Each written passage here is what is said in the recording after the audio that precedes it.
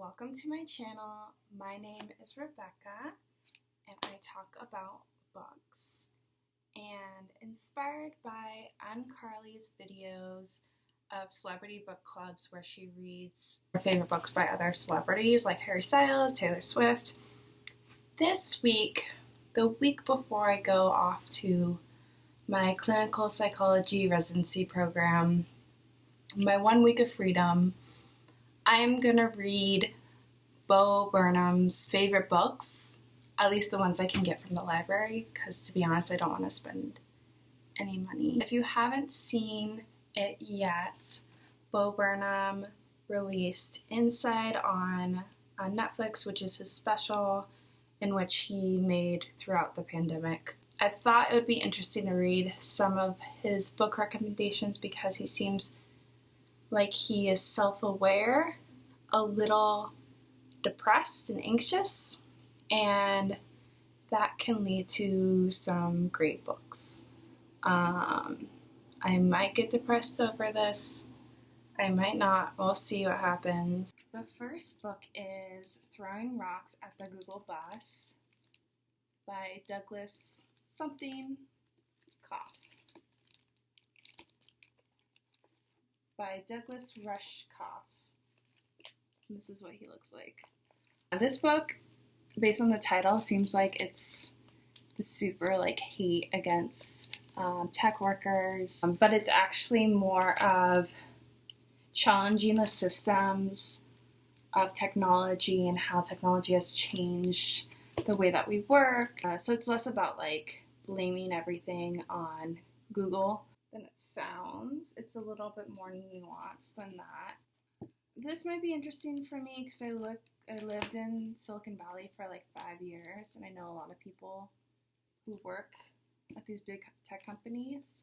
I did listen to Bowling Alone at the beginning and May 2020, and I feel like it's gonna be kind of similar. I don't love this cover though. I don't really love the covers to any of these books. Okay, the next book is poetry, and it is Aimless Love. It is by Billy Collins. He looks like he should be in The Hobbit or something. He was the poet laureate in 2001 and 2003. So it better be good, BO Burnham. I don't really read poetry at all, so I hope this will maybe get me into poetry. We'll see. Maybe BO Burnham knows something I don't know. I'll be inspired. Some new leaf. The next book is Present Shock by Douglas Rushkoff, which I just realized is the same author of this book. So if I don't like this book, that sucks. But if I like it, cool. Okay, so this book is about technology again and how when we're so absorbed with thinking about the present and not the future, the past, and our desire for kind of an ending, how that has affected society and biology is kind of what he says. I have a feeling BO Burnham really likes to understand a lot of things and understand his world, and that he has anxiety already, and that might make him feel like it's controlling his anxiety by knowing things, but it might actually be hurting him based on these two books. But this is not a psychological evaluation. So let's start.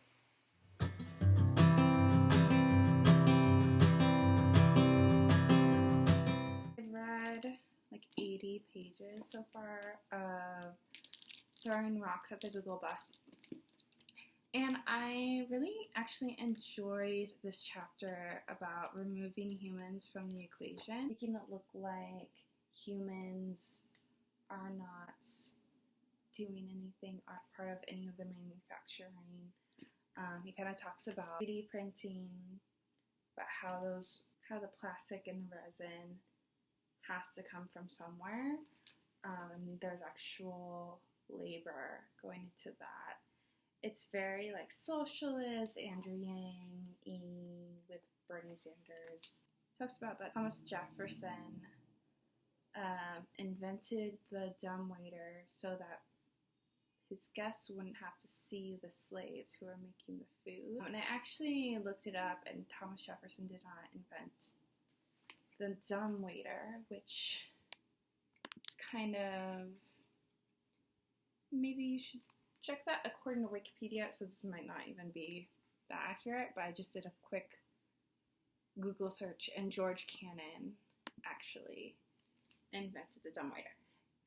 But it made me think about how women, there's this thing in feminism that kind of parallels that, in which women kind of have to do everything, or kind of expect themselves to do everything, but not look like they've done everything, make things look effortless, like look pretty, but don't look like you've been trying, or have the house clean, but don't complain about cleaning it. And so it kind of just reminded me of that. It's okay. I'm getting through it. I hope I can finish it by tomorrow. Maybe Wednesday. It is not the most enjoyable. It's kind of depressing. So we'll see.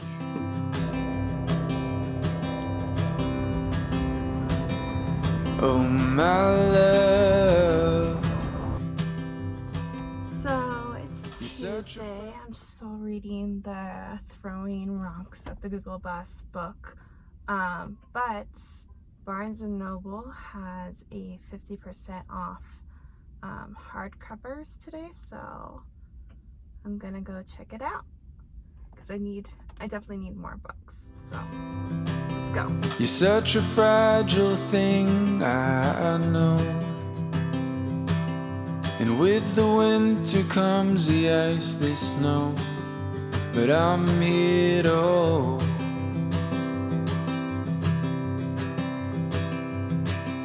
No, my love. I did get one book because I do have some self-control. It's Crying in H Mart by Michelle Zauner, and she's actually a musician in a band called Japanese Breakfast. But this book is about this Korean American woman who's a struggling musician, lives in Philadelphia, and she learns that her mother is ill and moves back home to Eugene, Oregon, and kind of that story of taking care of her mother while she has cancer. She goes to the Korean market weekly, and that place is like a place of refuge for her, and she starts learning more about her heritage and making Korean food and kind of connecting to that side of her. I've heard that you are gonna cry, so I think I'm only gonna read this like in my room, not in front of other people, and maybe have chai with me. But I will not read this yet until I'm done with my other books I got from the library. But I'm really excited. Update, I have finished Throwing Rocks at the Google Bus, and I will talk about that more at the end. I have started Aimless Love, but I just got a notification and our last book is in the library ready for me to pick up. Just a few things about this one. I'm at page 60 and it's just poems, and I've been really loving his poems about death. For some reason the other ones, they're nice, they're pleasant, but we'll see kind of what I think at the end. Let's go to the library. They don't allow puppies in the library, okay? I'm sorry.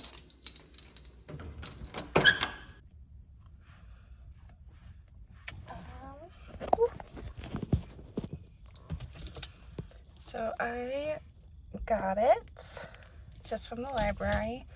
Now I was told to pick up milk and yogurt from the store on my way back home, so I need to do that. I got my library book and my milk. They do this thing where if you return the glass, your milk is like only $1 for this, so Kansas. Thank you, dairy farmers. Don't worry about the cold just yet. The trees haven't started to shed. Just feel the summer sun as it warms out there. So it started pouring down rain, as you just saw. So welcome to the Midwest. But I am almost done with this book. I don't know why I'm holding it like that. I'm almost done with Aimless Love, and it does actually get much better if you are also reading it along with me. It gets better as you go through. It goes through like different, I guess, books that he wrote, or like poetry books, and it's like a collection of his poetry, and I really like his more recent stuff. Then I sound like I'm like a hipster in 2008, but I like his more recent stuff better. It's a little more deep. The first book, I just thought it was really boring, and it was kind of like more day in the life and didn't have a lot of emotion to it. But so the coffee shop I was reading at was this really cool coffee shop, and I'll put it in the link below, around Kansas City. It's a coffee shop inside of a nursery, which is like my dream come true. I'm basically in heaven. If there was like a dog park right next to it, it would be like the perfect thing for me. But I got this cute little plants, and then it started raining. I had to wait there for like 20 minutes so I could actually drive home. I got this little cat pots. It is seriously so cute. Let me do it. Adorable. Adorable. Okay. See you in a bit. And oh my love, the seasons come and they go, but I hope you know that I won't.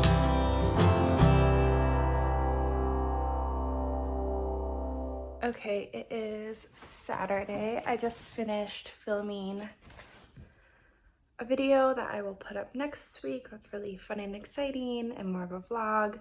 But I have started reading Present Shock from the library.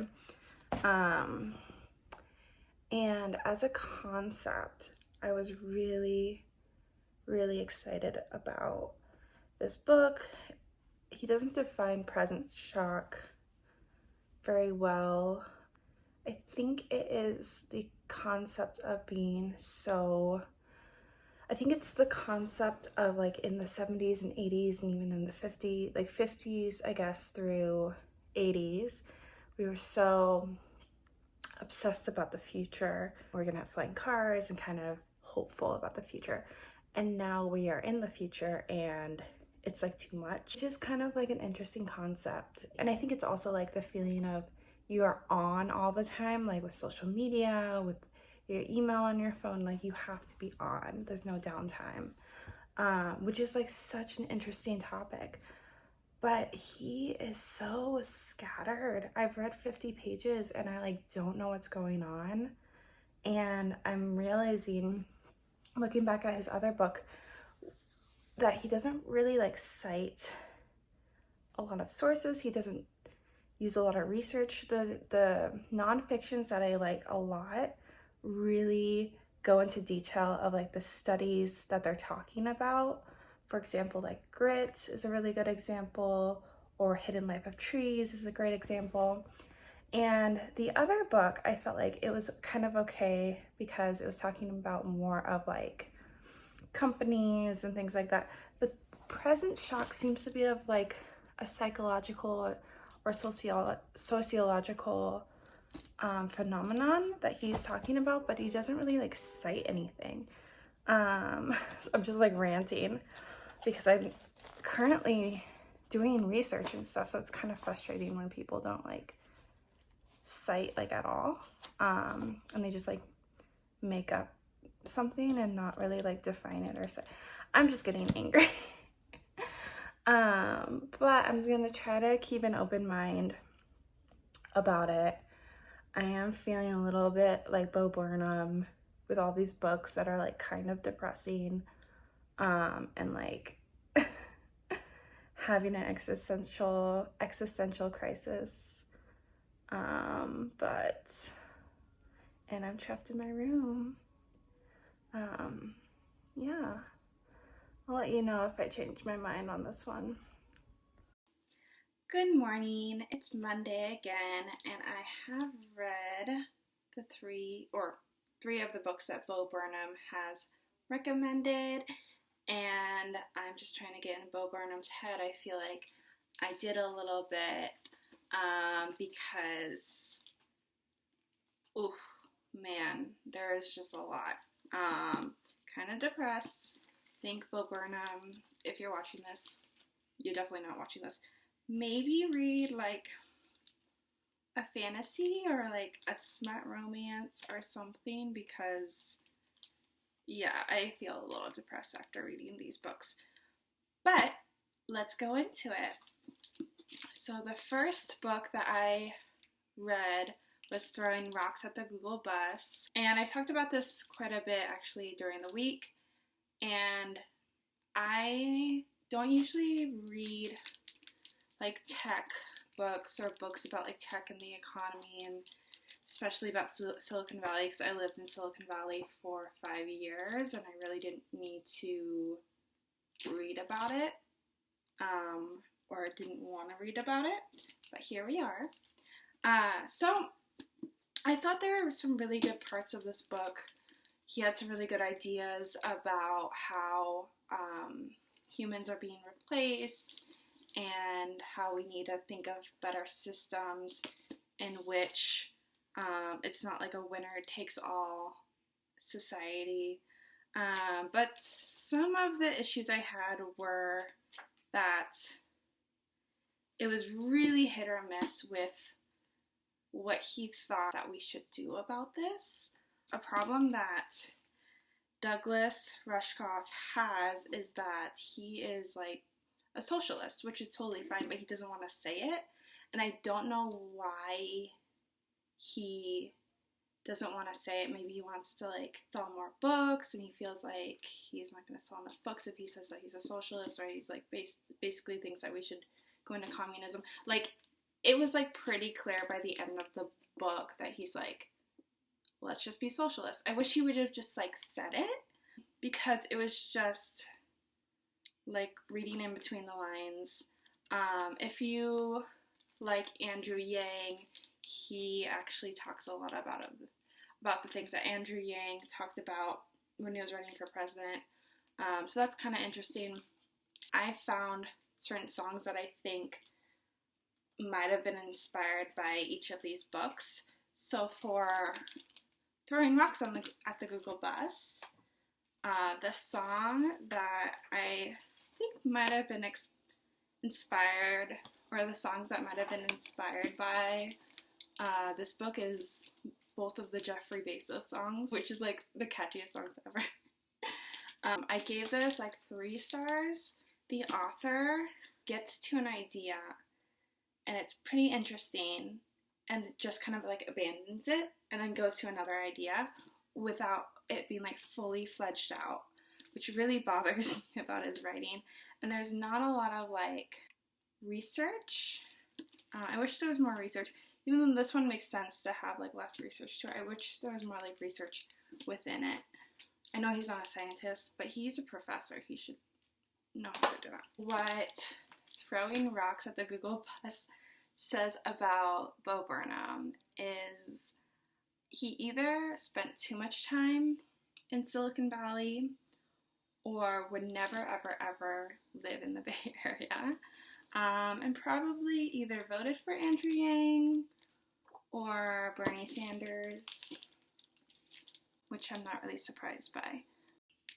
The next book I read was Aimless Love.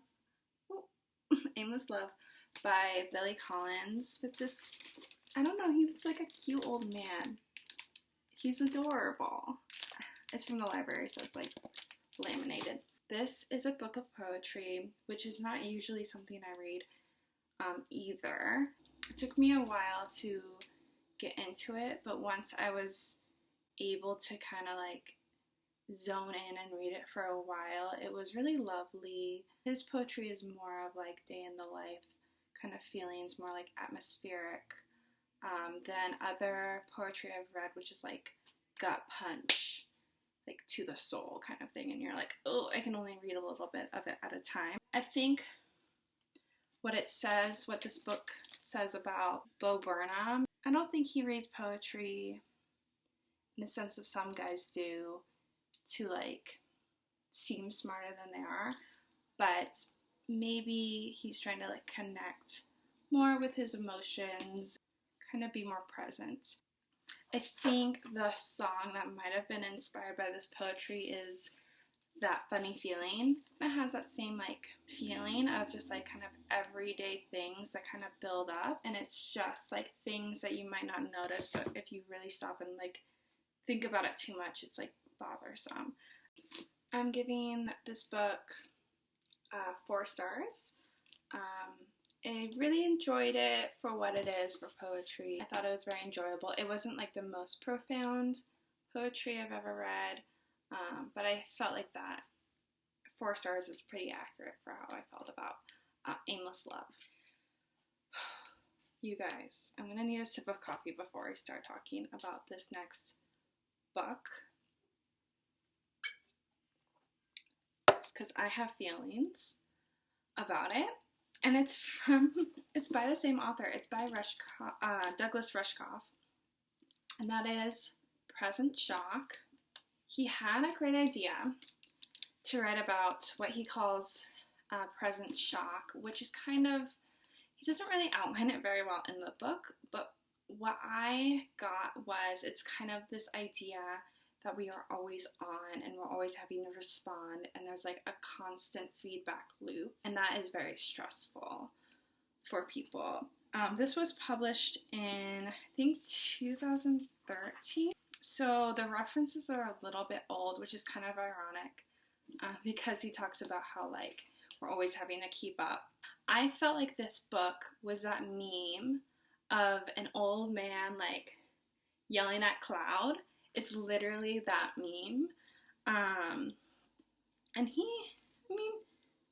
like not an old man. Like, at least in the photo, he doesn't look that old. I just was frustrated like the whole way. I feel like he really did not talk about anything. The way I would improve this book would be like talk about biological mechanisms of like whatever you're talking about, or talk about like how it affects society, and have research towards it. Like, how does this, I think it's just this guy's thoughts, which I don't like these types of books where it's just somebody's thoughts about things without any sort of like research to back it up. And maybe that's just what I don't like about it. Another example is that he talked about having a flight, an international flight that was like 11 hours long, and he couldn't check his email during that time. And when he did land and checked his email, he had like all these emails and people mad at him for like not responding. And he even admits that he like always would respond very quickly, and kind of created that expectation that he would respond quickly. So I think a lot of the issue is that he doesn't know how to create boundaries, and I wish this kind of talked about creating boundaries with like your internet use, with your emails, and just being accessible, because I think a lot of this problem, the present shock problem, is that we don't know how to create boundaries with people and with technology when we're going to be on and off. Yes, that's a problem of technology, but that is like, technology is only going to get worse. Like, we as a people have to change, and I wish that this talked about that instead of just like blaming everything on like technology. So I gave this like 2 stars. I sound really angry about it. It did have some good ideas, and the author himself, I watched some videos on YouTube, and he's much more compelling on YouTube. So if you're interested in these subjects, just like watch YouTube videos of him. I wouldn't read the books. It's much, much more interesting. He's all over the place with this, and now I feel like I'm all over the place. The song from the Netflix special that might have been influenced by this book is Welcome to the Internet song. And what I said, I think this is about Bo Burnham. Bo Burnham, are you okay? Why are you... I understand, like, the idea of it, and I think Bo Burnham needs to maybe, like, he also needs to create, like, boundaries with his internet use. This whole book, like, is talking about how bad everything is, and just the last, like, page, his, like, resolution or whatever at the end is, like, have some balance. Okay, thanks. So, don't go reading this for any sort of, like, answers or help. So those were all the books. I don't think I'm going to be reading tech-based nonfiction for a while. That was a little much for me. But thank you so much for watching. Please give a like. Tell me what your favorite part of the Bo Burnham special was. Mine was Jeffrey Bezos and Unpaid Intern. So let me know, and I'll see you soon.